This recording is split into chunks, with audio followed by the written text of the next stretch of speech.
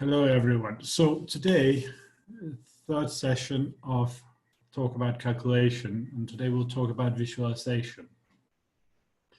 And visualization can probably mean many things for many people. Hi, Yoga. What it means in this context is the ability to see the board when you're not looking at it. And I'm just going to give you my take on this. I'm by no means an expert in this field. The expert is Ramesh, and we will get him to talk about it at some point. And you also, some of you will have seen his dream room, where he does work very heavily with visualization. So I used to have a reasonable good visualization, I thought. It came through a number of things I did over the years. I went through Fire on Board by Alexei Shirov, where I just had the positions. And then I was going through the variations that he was writing down, and I was seeing them blindfold. I was working on endgame books with few pieces, which often led to long variations. And I was going through them blindfold. And again, it's very good if you can find some not very good endgame books from before the computer era. I'm not gonna put anyone to the slaughter today. But basically, I was able to sometimes refute the analysis of the author blindfold. There was some really poor analysis, and that made it much more interesting. With Shirov, I wasn't able to do that, though today you can find many holes in his analysis with a computer. But simply this thing of going through the lines and looking at where the pieces are and so on. And I do prefer pre-computer era books because the variations are not the best move at all times. So it gives you a chance to look at them and think about it. So I did that, and I played a tournament in Budapest where we played up in the hills on the one side of the city, and we lived in the absolute opposite side of the city. And it was a tournament in the summer. And after the game, we would walk back to the hotel, and it took about 2.5 hours. We would take a break in the middle at a restaurant and have dinner, and then we would continue walking. And while we were walking, we were analyzing our games together. So I would explain to him what happened in my game, and he would come with suggestions, and he would explain his game, and I would come with suggestions, and we would analyze variations. And although I played very badly in the tournament, I think it was good for my chess. And 2 years later, I made all my GM norms. But this didn't prepare me for the shock of working with Ramesh's students. In March last year, I had a training camp in Chennai with Pragnananda, and a few of his friends joined in. Kartikeyan, Aravind, his sister Vaishali, and also Adiban.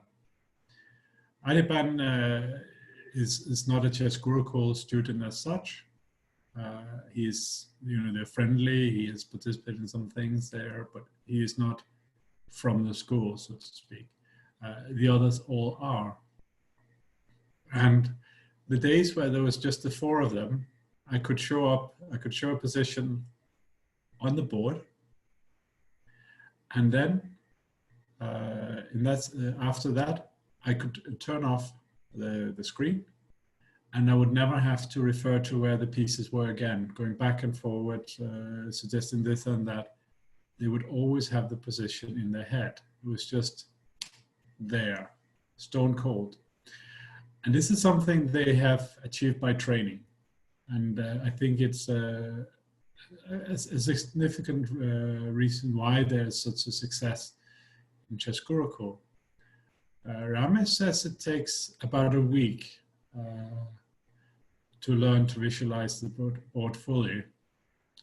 I think it takes longer, but he knows what he's talking about more than I do.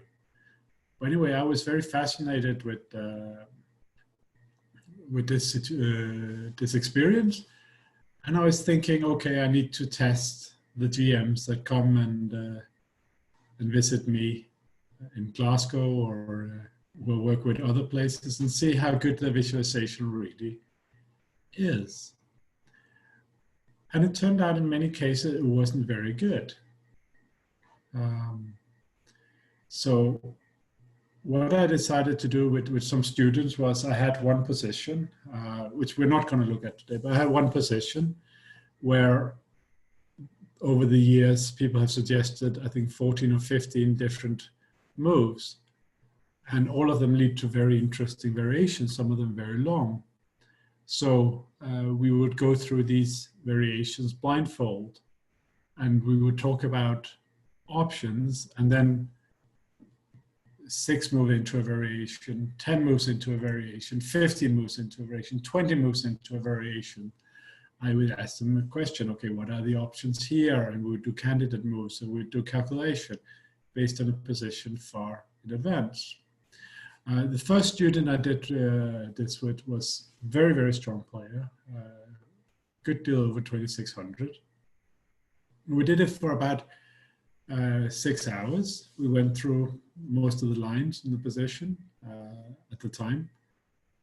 Every time I go through the position with someone, that comes new suggestions, new variations, and new interesting possibilities. So it's much longer now. But we went through the position, the various lines in 6 hours. And it was 3 hours, lunch, then another 3 hours, some of it while walking. And then after that, we had dinner and he went to bed. He was totally exhausted. And he was very forthcoming with the fact that he felt it incredibly challenging. And he generally felt that in calculation, he would often have situations where the piece that he had captured earlier would worry him later, or a piece he had sacrificed would suddenly be responsible for doing this or that. And these kind of mistakes from a very strong player were surprising me, and probably meant that I had a reasonably good visualization. But I don't have the visualization that Pragnananda or Vishali or Karthikeyan or Arvind have, or all the other students of this school. I have many assets they don't have, which is natural since I've played chess for 35 years, and their combined age is over 35, but only if you take 3 of them. So still, my thinking is that this is a very important skill to work on. Over time, I will create more material on that, and I'm planning a book on calculation to be published next year. And in this book, there will be a lot of discussion about visualization as well. But in this session, I was thinking we would do some visualization work with some different positions, and we'll see how it works out. And the first position, we're just going to start with a position, but when we get to the second position, we're going to be a little bit hardcore. So let me find the first position for you.